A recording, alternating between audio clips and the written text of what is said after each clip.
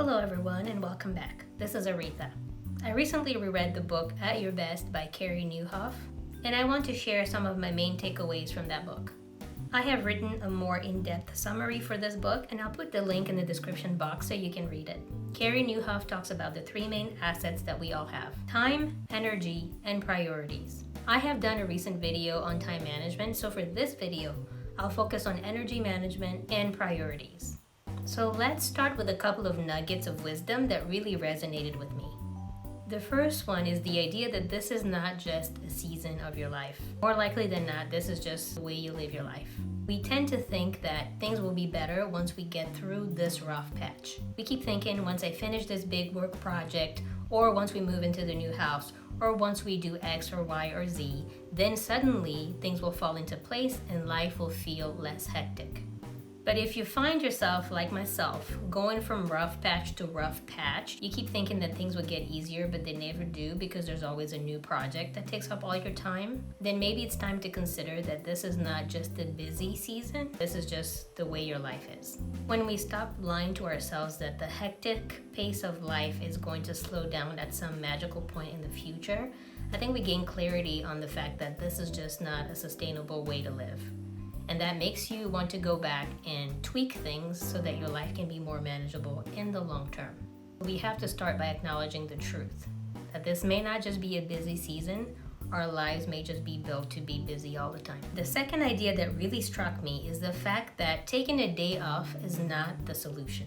Taking time off only offers temporary relief. But if we feel overwhelmed in our everyday life, then what we need to do is figure out how to have better days on, not just focus on having a few days off. And these two ideas really speak to me because I find myself justifying living in overwhelm because I think it's temporary, or I think that just taking some time off will just reset me. But it really won't. If I come back to the same workload and the same hectic routine, then I will end up overwhelmed again. So this takes me to what I think is the main point of this book. To me, the central idea is that not all waking hours are the same. And that's because our energy and our ability to focus fluctuate throughout the day. I know for myself that if I carve out some time to work on something difficult in the morning, I can get a lot done in 30 to 45 minutes. The same task would drag on for hours and require a lot more effort from me in the afternoon. Working on a big challenging project first thing in the morning, let's say at 7 a.m., will feel a lot easier and will get done a lot quicker than if I tried to do it at 2 or 3 p.m. in the afternoon. And that's because my cognitive abilities and my energy and my willpower and everything is very different at 7 a.m. than it is at 3 p.m. So what does the author suggest we do?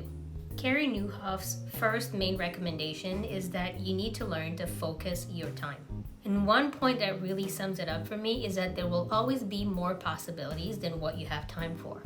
And if your time is finite, then it behooves you, or it's in your best interest, to make sure you carve out time for the things that matter to you the most. So here what he's really saying is that you don't want to continue to be efficient so you can keep fitting in more and more and more.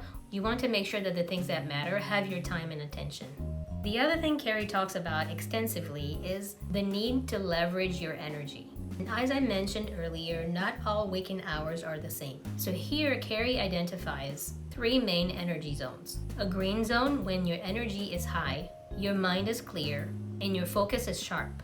A red zone when your energy is low and you really struggle to stay focused and produce meaningful work. And a yellow zone that's somewhere in the middle. So you're not quite at your best, but you're not at your worst.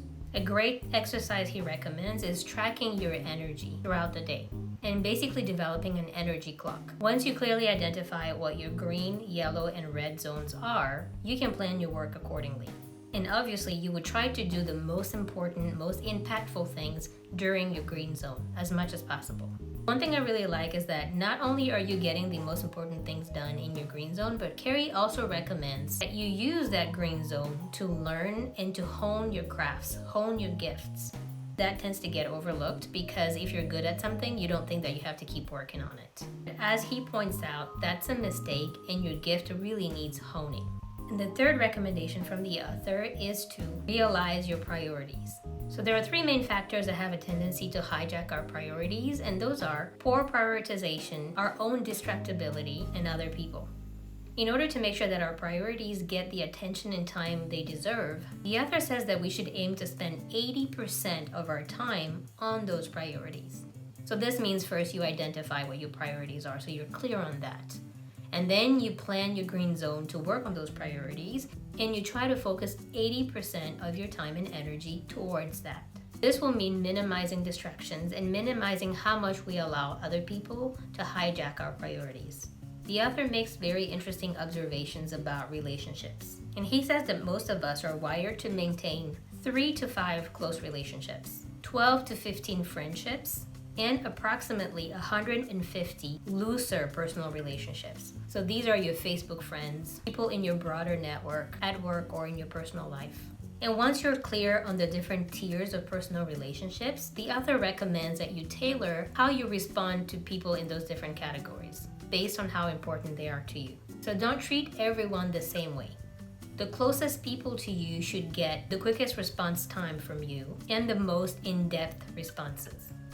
So the author provides more in-depth discussion around these topics. He introduces fun concepts such as the energy clock and the Thrive cycle. He wraps up the book talking about strategies for the theory to be used in practice. He also provides access to free downloadable resources and templates from his website. All in all, I find that this book is really good for anyone who feels like they're struggling with overwhelm over and over again and can't seem to break the cycle. And his writing style is very accessible and encouraging. So I've enjoyed reading it so much that I read it twice. Mr. Carey Nieuwhof is a minister, so he leads a church. I didn't start the video with that fact because I didn't want that to color the content of the book. Whether or not you consider yourself religious, I think this book has great information and the message is applicable to everyone. The author does share some examples of his life and his work where he's leading a church, but the book is not focused on religion at all. It's all about how to make the best use of our time, energy, and priorities.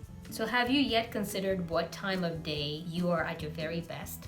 And have you clearly identified what your priorities are that you would like to work on? And then imagine how much more productive you could be if you were able to protect your green zone, your best hours, to work on your most important things. So let me know in the comments below if you've read the book, what your main takeaways were, and if you didn't read the book, what are your thoughts about energy management? If you like this video, don't forget to give me a thumbs up, subscribe to the channel, and I'll see you in the next video.